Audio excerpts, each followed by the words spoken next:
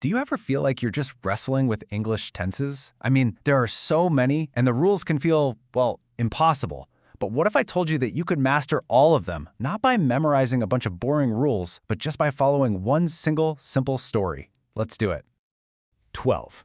Yeah, that's the number. 12 core tenses in English. And look, I get it. That number alone can feel pretty intimidating, and it's where a lot of us get tripped up. But there's a much, much easier way to see how they all fit together. So I want you to just forget the dusty old grammar books for a minute. Instead, we're going to follow the story of one person. Her name is Anna.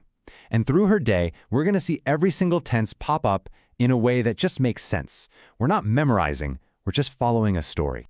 So here's our game plan. First, we'll look back at Anna's past. Then we'll jump to what she's doing right now, in the present.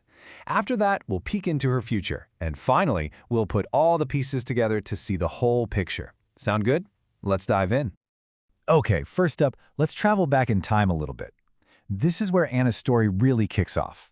We're going to use the 4 past tenses to get a clear picture of everything that led her to this moment. Take a look at this timeline.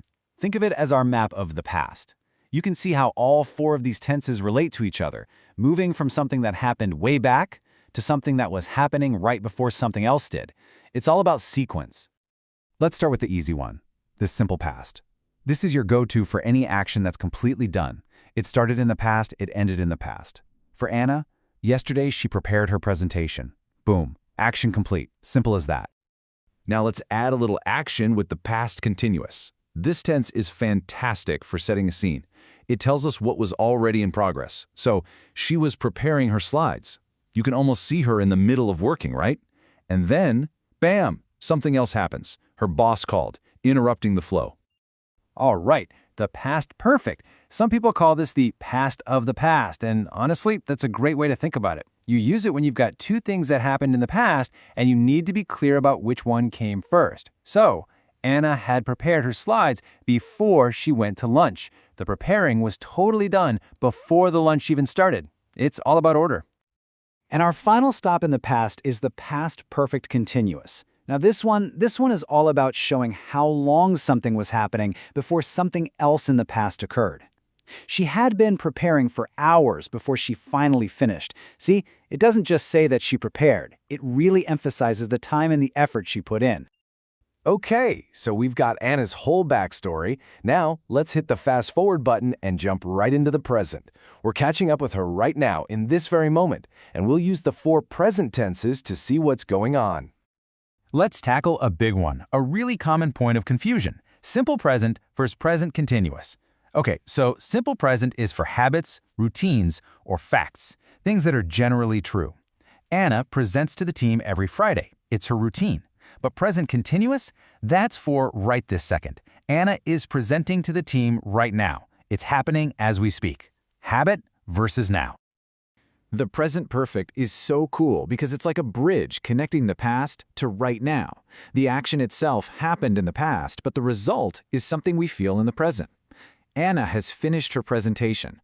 The finishing part is over, but the result? She's free. She's relieved. That past action has a very real consequence right now. And what about the present perfect continuous? Well, this shows us an action that started sometime in the past and is still happening. She has been presenting for 20 minutes. That means she started 20 minutes ago, and guess what? She hasn't stopped. She's still going. The focus here is all about the duration, right up to this very second. So we've seen Anna's past, we've seen what she's doing right now. What's next? It's time to gaze into our crystal ball and explore the 4 future tenses to see what's on the horizon for her. And this future timeline you'll see works just like the one for the past. It helps us organize all the upcoming events, showing us what's planned for tomorrow, what will be in the middle of happening at a specific time, and what will be totally finished by a certain deadline. It puts a really clear structure on our future. Let's start with the basics, the simple future. This is for talking about a future action in a really straightforward way. Anna will present her final report tomorrow. It's a clear, simple statement about a future plan. No fuss? Now the future continuous lets us zoom into a specific moment in the future. We're not just saying something will happen, we're imagining what will be in progress at that exact time. Tomorrow at 10 a.m., she will be presenting. You can practically picture the scene, right? Her in the middle of her presentation. Okay, this one is a little bit of a mind bender, but it is so useful. With the future perfect, we jump forward to a point in the future, and then we look back from there. So imagine it's noon tomorrow. From that future perspective, we can say, she will have presented her report.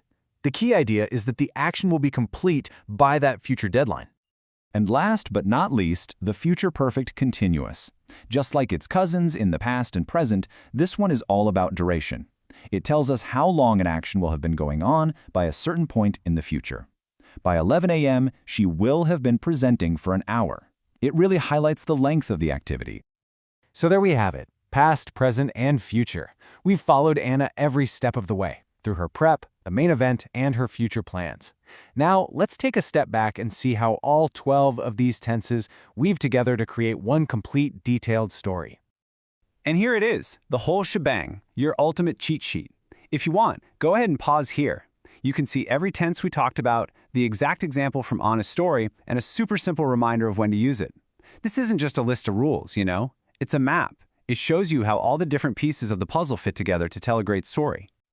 We just saw how these 12 tenses brought Anna's story to life, adding detail, sequence, and timing. Remember, these aren't just dry grammar rules you have to memorize. They are powerful tools. They're the tools you use for clear communication, for great storytelling. So now that you have them, what story will you tell? Thanks for joining me.